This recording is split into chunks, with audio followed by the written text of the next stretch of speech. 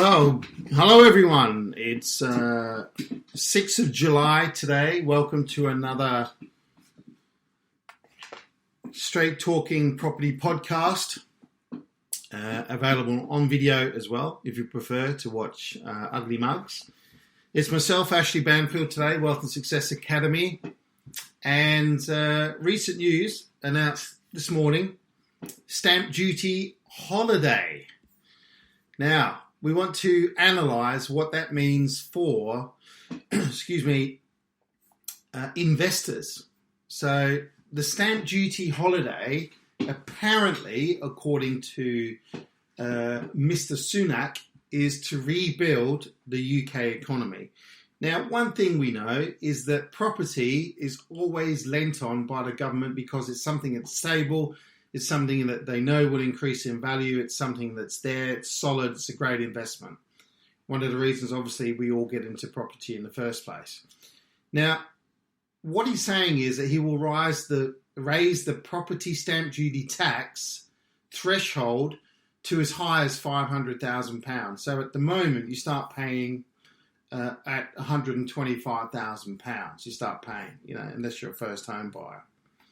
So he's drawn up proposals, apparently, to make it exempt for most home buyers.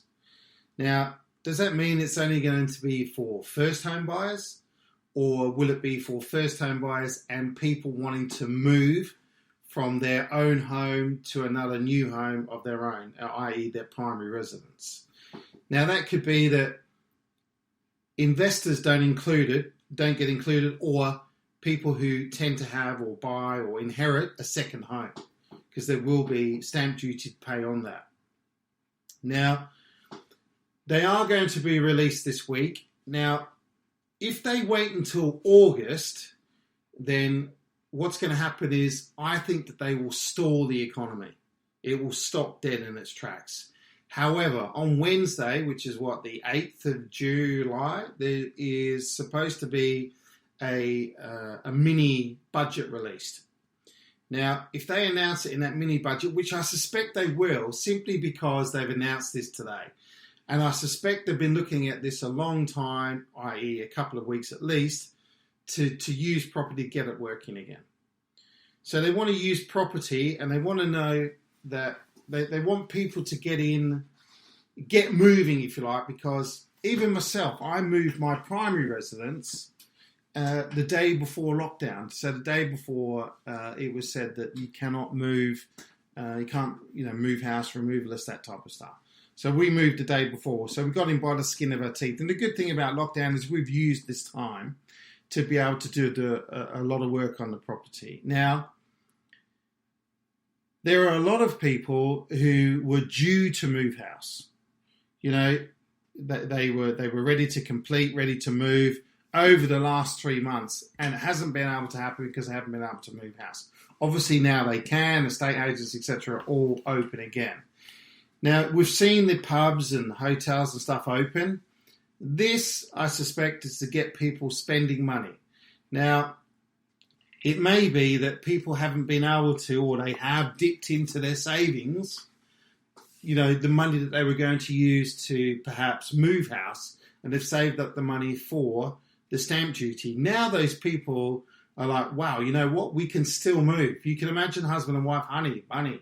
We can still move. This is awesome. We don't need the stamp duty anymore. Now, one thing is they will be exempt from it. That's what they're saying. So hopefully it's not something that you have to pay back down the track. And I suspect it won't be. So if you are an investor, or if you're not an investor, and they do allow you to use that threshold up to the £500,000 for the next 6 months to buy a second or third or fourth or fifth property, then you must take advantage of this, because it is a huge, huge saving on a second home. For instance, if you were buying a house that's, $500,000, 550, that could be 28, 30 grand's worth of stamp duty that you're saving. It's huge. So the increase in the threshold, they're saying that it will be implemented in the autumn budget. It may be that it's announced officially on Wednesday. However, like I said, if it is part of the autumn budget, then it's going to stall. People will just stop. Even investors may think, well, what if? I'll wait a second, wait a few months. Now, autumn's not that far away, right? It's another sort of 4 months or so. But it's still a long time to stall the property market, if you like. Because why would you buy a house now when you know that if you wait until the autumn, well, hang on a minute, I can save maybe 10, 20, 30, 40, 50 grand in tax. Now, one thing that would be absolutely amazing is if they backdated this threshold to the start of COVID-19.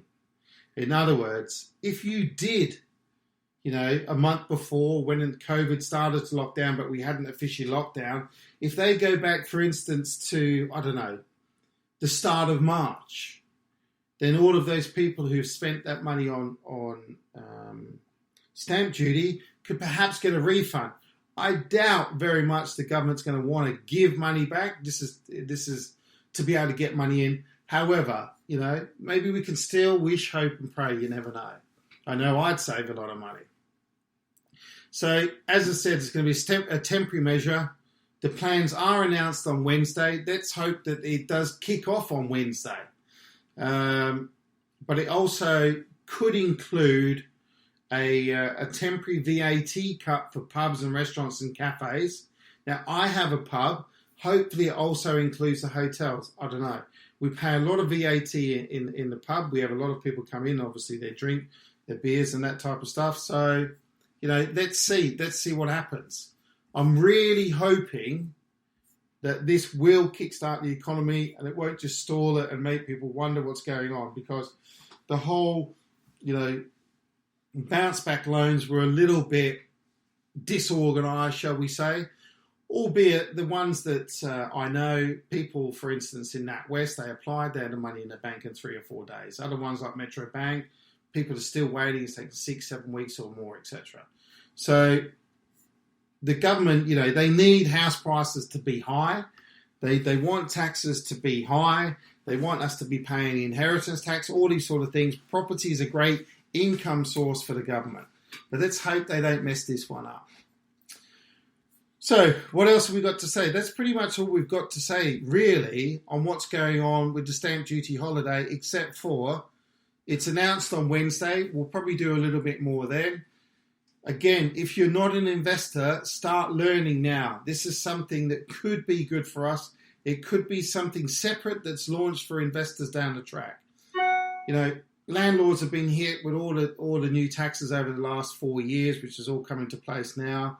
We're getting hit with income tax, all sorts of stuff. We've had to change our entire model. We're buying properties in company names now, and then when you buy a property in a limited company, the banks have decided, well, okay, we're going to give you a higher interest rate. So, yeah, you can offset it. You can offset all of these things against certain things with tax, but still, they're just, it's like they're working together. Now, I didn't say that. However, perhaps they are working together. They've been known to do it before. So that's all we've got to say here at the moment on that. If you need anything else, drop us an email, ask us at Straight Talking Property Podcast, or just look for us on social media, Wealth and Success Academy. However, this could be an opportunity, and we look forward to reporting again after Wednesday, and with great hope that this will also include investors and anyone buying properties. Take care and thank you. See you again next time.